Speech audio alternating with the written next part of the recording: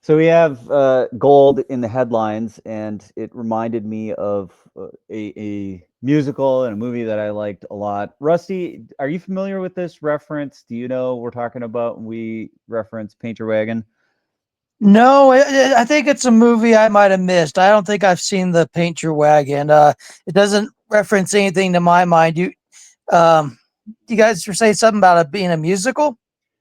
Gold features prominently in it. It's got Clint Eastwood. He sings. It's about the West, and gold is prominently featured as a part of the story. I grew up seeing this movie frequently in my time, and I know Lucas, you're a big fan. Oh, we got to tell them the plot. We got to tell them the plot. This got to be like something like that Rocky Horror Picture Show. Like it was a No, no. musical back in the day. It became a cult classic. Like Lucas is from Durango. He understands. Like every year they do a Rocky Horror Picture Show reenactment at the local college. It's huge here. They should be doing a Paint Your Wagon. So there's these two miners who are living together. Who's the other one? Is it Sam Elliott?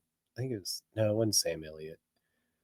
The guy with the mustaches. That's I don't That remember. guy, yeah, the guy with the I'll look it up. I'll look it up. Look it up. Look it up. Anyway, these two miners are staking a claim outside of town, and they dig down. They dig down for a while. Whatever. Lee Marvin. Lee Marvin. Lee Marvin. Oh, he's so good. He's so good. Also in Capaloo. Anyway, Rusty, they get the idea instead of digging out in the hard rock at their claim that they'll rent a place in town and they'll dig a trench underneath all the saloons in town. And that's what they do. Right. Why go dig out the gold and do it the hard way when people are dropping gold dust through the floorboards and you can just sweep it up from underneath them? Yes, and it pays off. Bad things happen. There's also a polyandrous rather than polygamous twist, which was probably pretty daring do at the time. I think this was what, an early 80s, late 70s musical. I grew up on it like as a child. It's got to be in the 70s. Let me check. Anyway, yeah, you get to hear Clint Eastwood in a very dry monotone singing. 1969. 69. Yeah. Wow. Shortly after My Fair Lady, and I'd call that 1970. Close enough. well, still pretty old. I might have to take a look at this movie. You guys got me intrigued. I mean, when I think of Clint Eastwood, I kind of think of like the all-American cowboy, like the all-American man, and then think of him in kind of like a multi-husband relationship and Western sing-along musical. I might have to check this out. Yeah, well, here you go. Like, because we were talking about another gold movie that's got Clint Eastwood in it, so you could do a double feature of this and Kelly's Heroes, because gold is featured prominently in both. They're both fantastic movies. You can't go wrong with these two. This is the double feature. If there was an actual marquee in a movie with the theater was playing both of these, I would be sitting there for the next 5 hours watching both of these. This is also I hadn't realized this was so old, but I bet this is what led to Clint Eastwood's work with as the Dark Stranger and all those Sergio Leone films, which I also love, every last one of them. But anyway, we've talked long enough of movies. Let's talk of gold. The Secretary of the Treasury of the United States last week made a statement that caused me to gasp. And his statement was, this is Scott Bessent, by the way. Scott Bessent is the new and already confirmed Secretary of the Treasury. And last week, at some executive order that Donald Trump was signing, and Grant, I don't know if you had a chance to download the video and get it ready to queue up, but we could play it if you did. If not, we don't need to. Did you get a chance to? Not yet, but give me a second, and I will. Oh, okay. Well, so I'll just lay a little more background to it then. So Scott Bessent stated last week that the United States had some, possible method for coming up with the money to start paying off the national debt.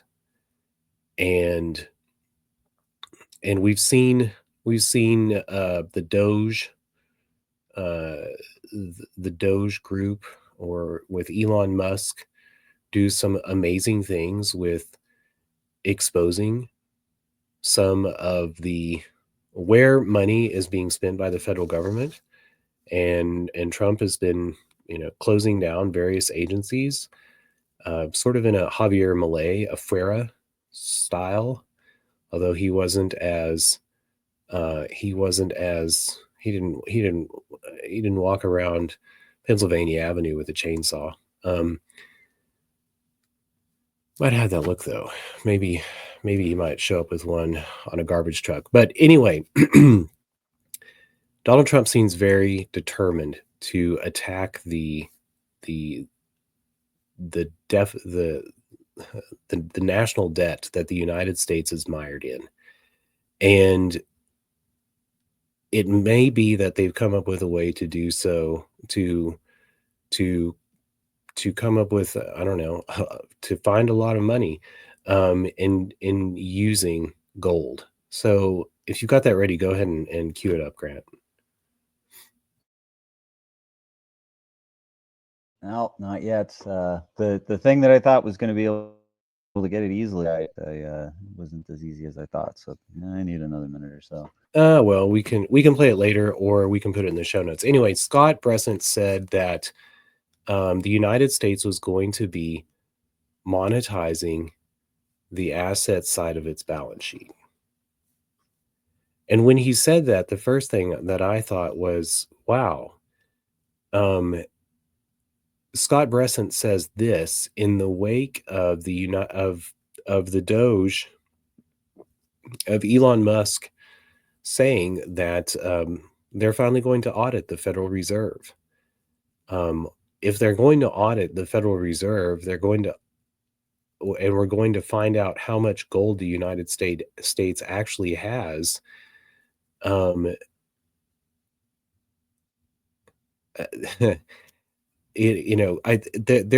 a deeper history in here, and I'll try to tell it. But when FDR suspended gold payments by the federal government in 1933, he also set the gold exchange rate, and the official exchange rate for gold right now for the government is I think $42. And the market exchange rate is somewhere around $42 for troy ounce, and the market exchange rate is somewhere around $2,900 per troy ounce. So on the government's books, which they have largely ignored because they didn't want to admit for so many years that they had printed more dollars than they actually had gold for, and so they just looked away. That gold has been gathering dust in vaults. That gold bullion has been gathering dust in vaults in the Federal Reserve banks, and Fort Knox. But if they actually make an audit and acknowledge the amount of gold that the United States actually holds, and begin to assess the value at market rate, all of a sudden the United States has trillions of dollars. Is this making sense?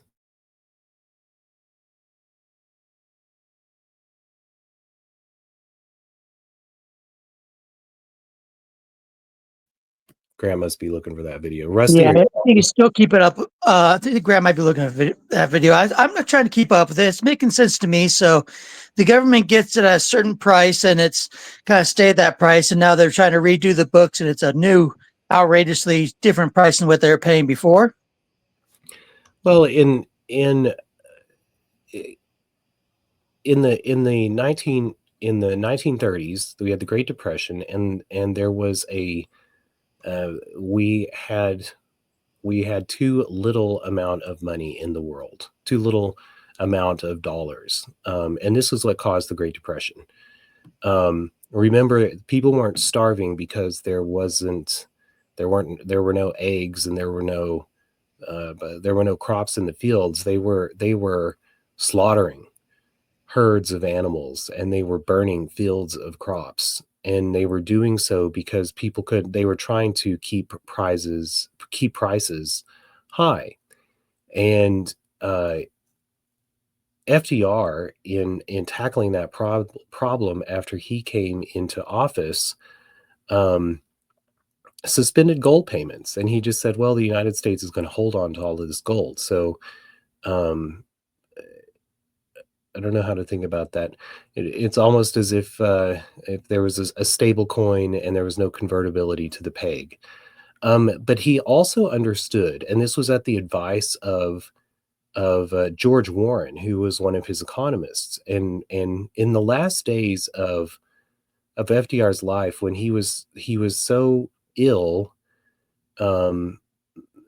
he was so ill that he was bedridden. He would wake up in the morning, and he would pick a price of the exchange rate for gold, and he understood at that point that you could manipulate the gold rate and cause the impression of market movement or volatility, and that people would go to the casino, and that they would play in commerce, and this would restart American commerce.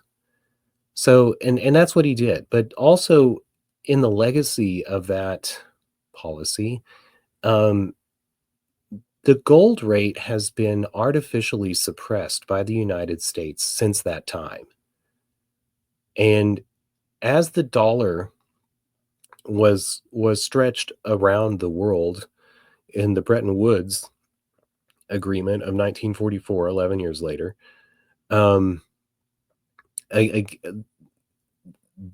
the United States, or the peg to gold also in the United States, was not adjusted to the market value. And I'm not sure why, but long story short, the government's accounting of the value of their gold is still at $42 a troy ounce. Okay, with that, let's play this clip. So okay, go ahead.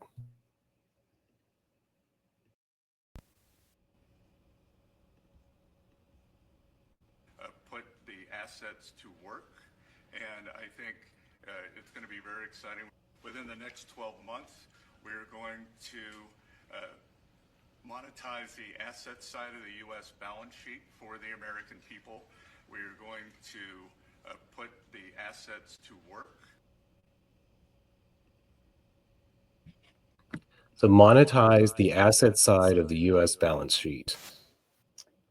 I think what they usually call something like that is rehypothecation, right? I thought I'm not sure. I'd have to look into that. But I think reevaluation is best. I think rehypothecation has to do with the holder determining the value, rather than the buyer holding, or the seller determine. I'm not sure, Grant. But here, I'll throw the definition up here on the screen. It's when you use the assets of somebody else to balance your own budget. When you use it to assert and kind of take over somebody else's assets, it's not necessarily the best, most, if like clearest definition of what's going on here, but it is dang close to what is being talked about. Well, I'm apart from an outsized love of Paint Your Wagon when I was a kid. I'm not a traditional gold bug.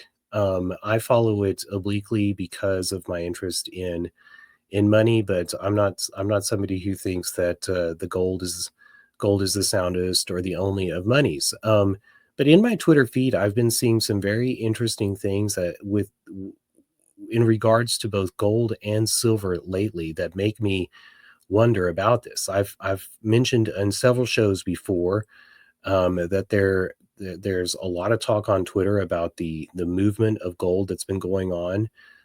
There's the London Exchange is out of gold. The Chicago Exchange, I don't think it's in Chicago, it's in New York, but the COMEX has extended their delivery date for the gold that it's promised to sell. And that delivery date seems to be getting longer and longer. Sounds like a naked short issue at GameStop or something. And you would think that if they had such an issue and there were private buyers with gold, that they would change the rules as centralized exchanges like to do whenever they get pushed into a tight position. But that they're not doing so tells me that the United States has been, as likely been the purchaser of the gold that in the world's exchanges at the moment. And we've also talked about the change that we are seeing now that is going to be the world's countries going off of denomination by just the dollar. It stands to reason that that gold would be one of the primary bases for reevaluation of world currencies would be. It does seem like we have a trend in the late 2024 into 2025, maybe preceding that, but a trend towards backing off of fiat and onto harder systems. And we definitely saw BRICS pushing in that direction. We now have a strong signal from the US that we're going to push in that direction. And then we have 26 states that are talking about using some sorts of strategic reserves, or like various countries, states, and companies using Bitcoin. So we're definitely seeing a swing towards hard money, as fiat seems to be something that is not desirable anymore. Well, and it also seems like this isn't necessarily going to the past. As you talk about these strategic reserves, the United States or Scott Bessent was talking about monetizing assets. I would imagine that they also begin to do this for, all the post offices that they own, all the federal land that they own. What would that actually mean? Help me understand that if you can. What would it mean for the U.S. to monetize those assets or value those assets in a way that they are put to work in a way that they haven't been? I'm not sure I fully understand what that might mean. I kind of get it if we're talking about backing our currency with dollars, but are we really going to talk about backing our currency with post offices? That's where stamps come from. This is one of the reasons I like the modern monetary theorists. Not all their ideas, but I do love their understanding of where money is created as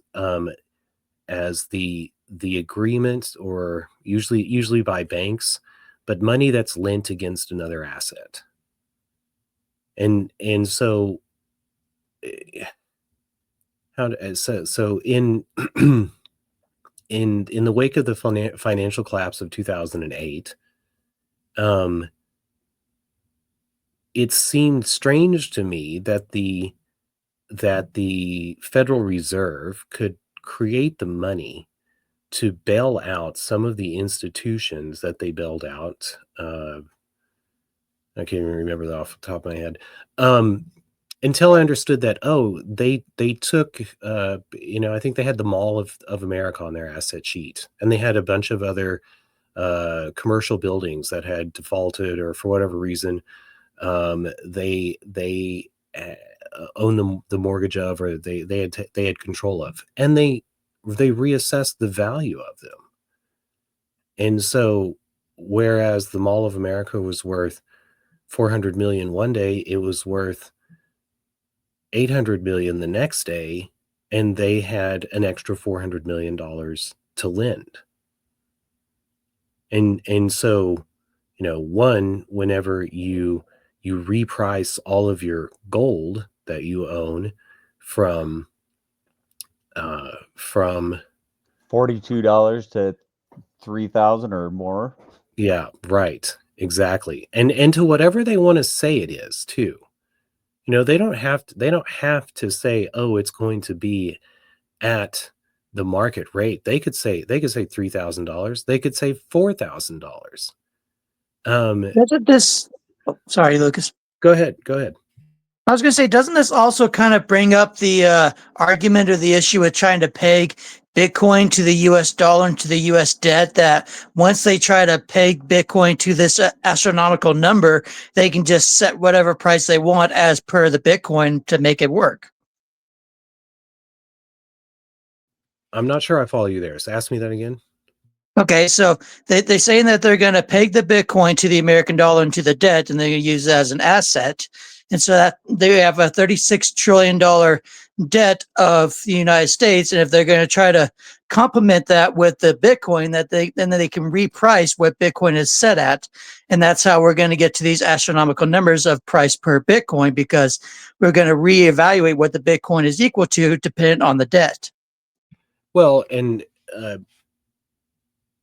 in their mind, the Bitcoin is a Bitcoin is worth somewhere around $100,000 right now. But again, they could say, we think Bitcoin is much more important, and we're going to value ours at $400,000, or whatever number that they want to come up with.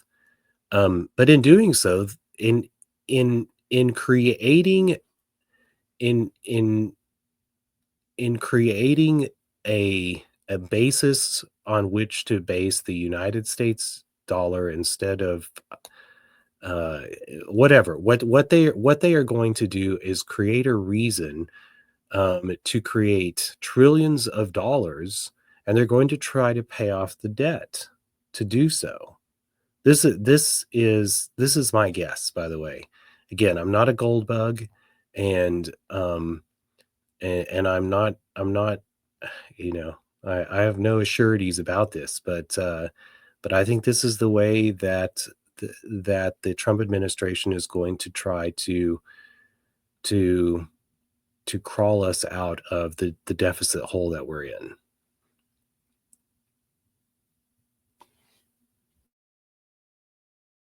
Grant, what do you think? Am I crazy? So sometimes when we start getting into these conversations, then I try to pull up something related to this, and I started looking for some evidence around what was going on with Bitcoin related to what Rusty was talking about, and it got me thinking: are they actually going to sell that Bitcoin that they cleared last year, the Silk Road seizure? And I got to imagine they're not going to sell that, but that's kind of what I was distracted looking for, to see how I could throw that into the mix. But it looks like that sale is still cleared, and I got to imagine they're not going to do it. But it seems plausible to me as far as what you're saying. It certainly seems like that's what Scott, is it Bressler or is it Besser? I think there's an R that's not in there. Threw me off when I first started looking for his name. But yeah, Treasury Secretary. It sure seems like this is what he's talking about doing to me. I think it's Bessent. Maybe it's Bessent. I'm not sure. We'll learn it. I don't think there's an R in there. Okay, Bessent. Scott Bessent. Sorry, Scott. I I think this bears, like, we should stand back and understand that. This is why some people say to me, "Oh, the debt. I'm so worried about the debt," and I say, "Well, it's just a number that we make up, and so if it's a number that we make up, then here's a reason to put more money in the hands of the government and wipe away a lot of that debt." I haven't thought more broadly about how this is going to affect affect Americans. I guess we could say that unless other things happen, I don't know that we're going to see prices go down, because all of a sudden there will be all of this money that's entered the system. There's a couple of other things, and to the Bitcoin sale, I don't think that's going to happen. I thought that the Biden administration was rushing to sell that to remove the the dirty Bitcoin from the possibility of being used by the Trump administration, but that didn't happen. So, and Trump has talked about, who knows? Maybe the government's going to work out a special deal with themselves too, and selling that Bitcoin to the government for a special price. That's not $100,000, but maybe is significantly less per Bitcoin. The other thing that we saw happen last week that threw me for a loop was Trump is ending the production of pennies. And I find pennies to be annoying because they're so insignificant. But I thought, well, this also means a world in which, 8 cents or, 75-cent gas, or where the penny was ever significant has faded away. And On that topic, Lucas, that I was always thinking that was something that was truly going to come eventually. When I was stationed in Japan over in 2005, 2006, all the American bases in Japan didn't accept pennies. They didn't have pennies on any of the American bases, even though they used American dollars. They just rounded everything to the nickel or to the nearest 5 cents. And I always thought that was kind of unique, but it was eventually going to come, because a penny is almost worthless nowadays. I mean, what has it taken 3 times now that they've had to redo the penny because the materials in the penny cost more than it takes or the actual penny's worth. And just trying to distribute the penny is costing more than the actual penny is worth. And it's actually more of a pain to the government to try to get the pennies out there than to continue using them. Yeah, it's when the metal assay value in coin is worth more than the actual value of the currency, and it happens quite frequently. Like I think it was 1983 was the cutoff when they stopped using pure copper pennies, and I think nickels are upside down as well. I think that the value of a nickel is the metals in a nickel are above the value of a nickel right now as well. I wouldn't be surprised, but this also should give us a moment of pause, because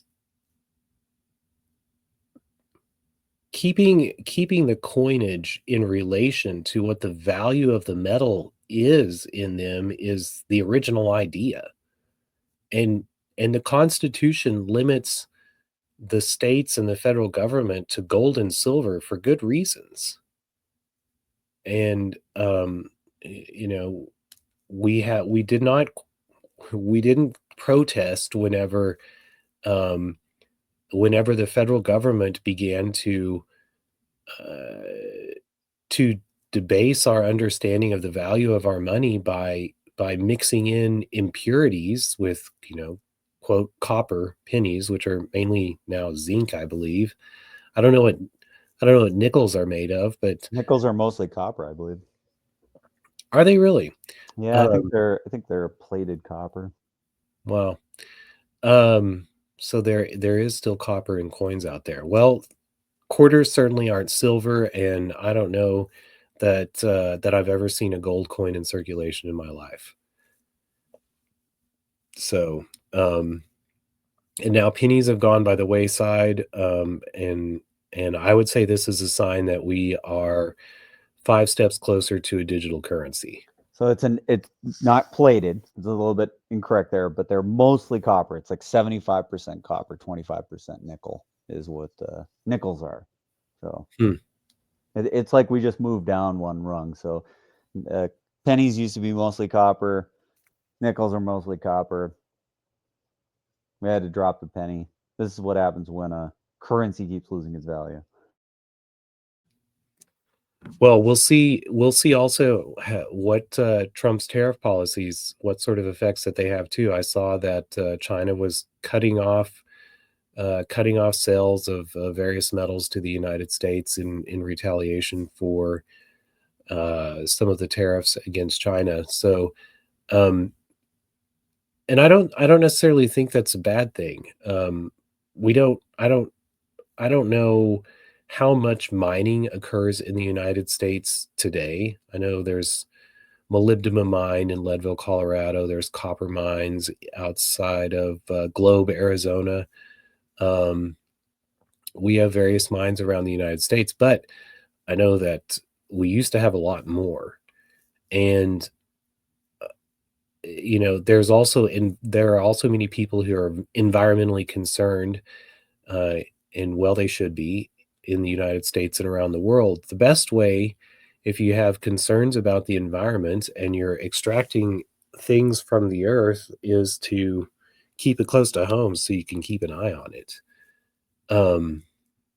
So maybe we'll see a mining boom here in the United States. Well, that is one of the most direct results of when you start to have tariffs, is you start to increase domestic production, because it makes these things that were a lot cheaper to just buy from some other country that maybe you're exporting your pollution or your regulations or whatever, and now with a 50 or 25% tariff tacked on top of it, it makes it a lot more attractive to reopen those mines. I know that kind of where I normally stomp around in, there's a lot of ore extraction, particularly iron, and anytime there was imbalances in the international market, you would see the mines shut down, furlough people. So, I got to imagine that if we have import tariffs on steel, that we would start to see the U.S. Steel industry and the ore and extraction industries kick back up, which,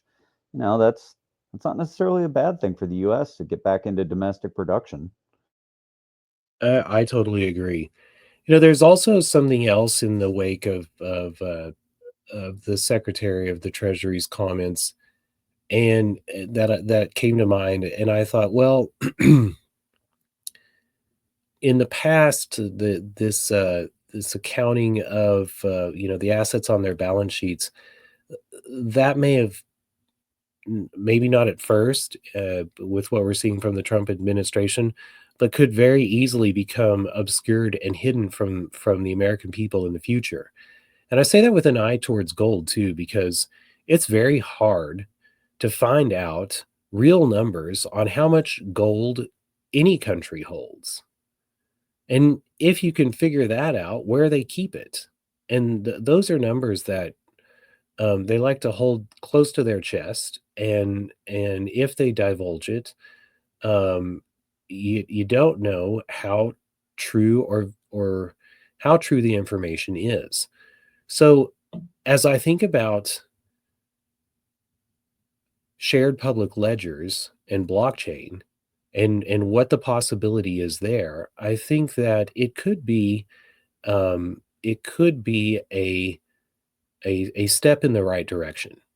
And in the past, the privatization of government assets, because maybe this looks like privatization of these state assets, but if it's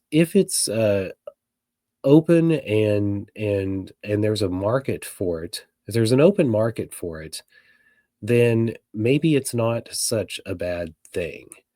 And that might also be part of what's in store for us too. I don't know if it was Bessent or if it was Musk, but one of them made a comment that I guess it was Musk. Did you hear Elon Musk say that he wanted to see the Treasury Department put on blockchain? I did see that. Or at least he wants federal spending somehow using a blockchain to enhance transparency. And to me, that there's some value in that. I wouldn't discount trying to increase the transparency here.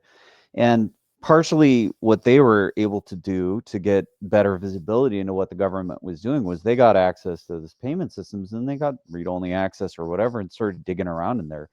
Certainly, to whatever extent that can be made more available, I think that's good, because you get smart guys digging around, writing the right SQL queries in a database, and you can start to uncover things that maybe some people wanted to keep hidden because that information is locked away.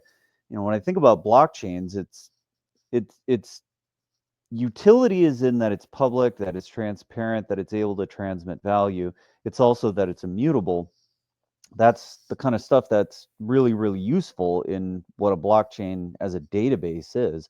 When they say they're going to put the payment systems on there, I would imagine that it's like this immutability thing is primarily what you want in there, is that somebody can't go in there and move money around and then start covering their tracks. As far as whether it's going to be, some kind of a coin that the United States government makes, and that it's some sort of a public ledger, I'm dubious that that's actually what they're talking about. I think it's in a desire to make it transparent and immutable so that it's a lot harder to cover your tracks, and make it so that you can have even more people looking at this stuff than just 6 kids that are recruited by Musk to go in there and sleuth things out. Because having a lot of eyes in there and being able to find fraud or find ways that the system's being gamed is probably what Musk is really thinking about here. Well, I think it would be amazing if we lived in a world in which people could see where the government was spending all of this money all the time, and we didn't have to wait for um, for the I don't know, the unlikely event of a political candidate who is so unpopular with all the current players that they're willing to rock the boat this much. I've been absolutely, um, I've been thrilled uh, to see where the government's money goes, and that's just what little that we've heard from the Doge Committee. But I applaud. I had low expectations of the Doge Committee, quite honestly. But I think that they are um, are are doing are accomplishing their mission in the best way possible, and that is by exposing where the money goes. So maybe they can enshrine that into a practice that politicians and bureaucrats can't get away from in the future. An immutable blockchain. But that's all I got, Grant. I don't know if you guys have any more questions or thoughts on the new golden era. Yeah, but which we haven't mentioned. Trump started his whole inauguration, and everything since then has been a talk about this new golden era. And some people sneered and snickered and said, "What are you talking about?" I have an idea that that this revaluation of the government's price for gold is part of Trump's understanding of the new golden era. So that's all I got. Well, just watching the price of gold rise to an all-time high today, it does feel appropriate for us to have talked this through. And I guess the last thing that I would say is we got to watch to see whether this great debate that's been happening between Peter Schiff and the Bitcoin community about which ends up being the asset that really ends up being the primary asset that people care about. I would say that they're both right. It's probably going to be both things. It's not just going to be gold or Bitcoin. Probably these are the two assets that end up being primarily sought by individuals, corporations, and states, nations. This is the. I think this is what's being alluded to by the golden era. I can't believe you brought up Peter Schiff, but and I mean, if we're talking about gold, he's been talking about gold for 15, 20 years. It's true. It's true. I hate to say you're right. But he probably is right. But There was a time when I believed it would be only Bitcoin, but I've come to see the attraction of baskets to the countries of the world, and how very attractive gold and silver look in those baskets. And we can't get around the fact either that, they are written into the Constitution. So there's that too. There's that. All right. We'll see you next time.